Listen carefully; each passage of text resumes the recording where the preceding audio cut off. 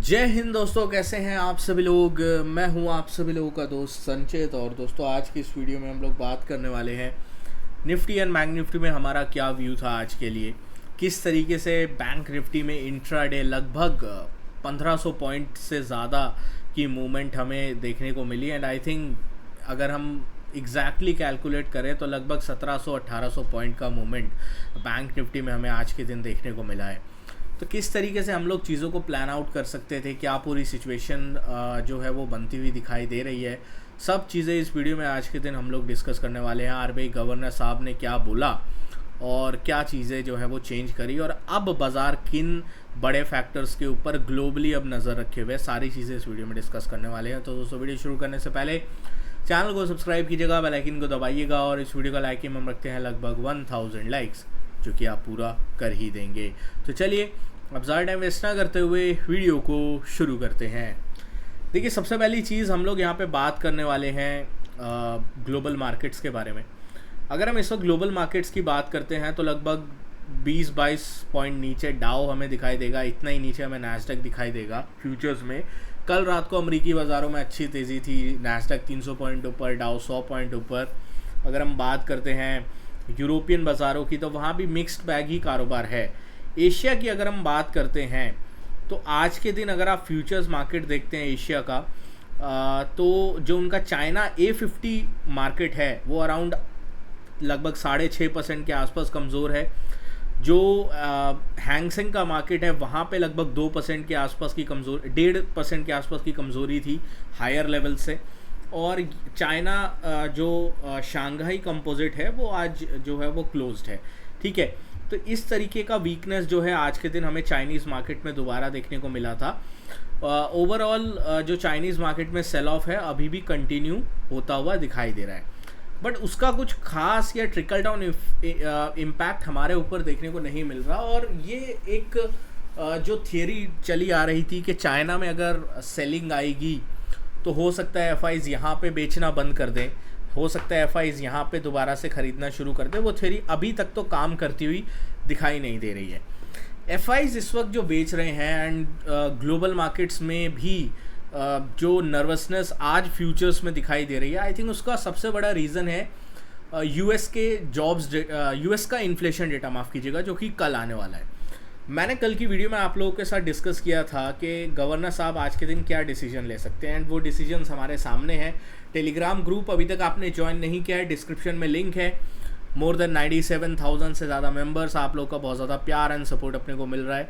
यहाँ पे आप ज्वाइन कर सकते हैं, फ्री ग्रुप है, कोई भी लेटेस्ट अपडेट न्यूज़ वगैरह होती है यहाँ पे मैं शेयर करता रहता हूँ। तो यहाँ पे मैंने आप लोगों के साथ शेयर किया था कि आरबीआई ने अपना जो स्टांस है वो अकोमोडेटिव से बदल कर न्यूट्रल कर दिया है। तो ये एक स्टांस में जो चेंज है ये हमें डेफिनेटली देखने को मिला है। ठीक है, दूसरी एक चीज़ हमें देखने को मिली कि रेपो रेट्स में कोई चेंजेस नहीं हुए। आरबीआई ने जो फाइनेंशियल ईयर 25 के लिए जो जीडीपी है उसका जो है वो बढ़ा दिया है। साथ में जो इन्फ्लेशन टारगेट है वो 4.5 के आसपास ही रहा है, तो वहाँ पे कोई दिक्कत नहीं है। तो स्टांस को न्यूट्रल करना पॉजिटिव था, जीडीपी का बढ़ाना पॉजिटिव था, इन्फ्लेशन को स्टेबल रखना पॉजिटिव था, और इस वजह से बैंक निफ्टी आरबीआई गवर्नर साहब के इस डिसीजन के बाद उड़ गया। ठीक है, लेवल्स अगर देखो जो हमने डिस्कस किया था 51,250 के बाद ये सीधा 51,700 गया, और 51,700 पे एक्सट्रीम वॉलेटिलिटी वापस नीचे आया। अब ये दिक्कत क्या हुई, क्यों मार्केट में हायर लेवल्स पे बार बार सेलिंग आ रही है, और क्यों हम कल मैं बात कर रहा था कि ये गलत चीज़ हुई है कि जो यूएस का इन्फ्लेशन नंबर है वो गवर्नर साहब के रेपो रेट डिसीजन के बाद आ रहा है, पहले नहीं आ रहा। पहले अगर आ रहा होता तो चीज़ें ज़्यादा क्लियर होती, बाद में आ रहा है इसलिए थोड़ी दिक्कत है। क्योंकि अगर कल यूएस में इन्फ्लेशन का डेटा बढ़ के आता है या फिर एक्सपेक्टेशन से बढ़ के आता है, तो ना ही सिर्फ ग्लोबल मार्केट्स के लिए बल्कि जो इंडियन मार्केट है, और स्पेशली जो अब गवर्नर साहब ने जब स्टांस चेंज कर दिया है तो दिक्कत हो सकती है। आप ये नहीं चाहते कि आप किसी रास्ते पे बढ़ रहे हो और वहाँ पे एकदम से खड्डा आ जाए। ठीक है, यही खतरा यूएस के लिए है, यही खतरा अब इंडिया के लिए भी है, और इस वजह से हमें जो है डिसीजन अच्छा था मार्केट्स के लिए पॉजिटिव था, लिक्विडिटी के लिए पॉजिटिव था, बट अभी मार्केट थोड़ा कॉशियस होके गया है आज के दिन में, क्योंकि अभी मार्केट को चाहिए एक क्लियर कट व्यू कि हाँ यार यूएस में इन्फ्लेशन सही में कम हो रहा है, ठीक है।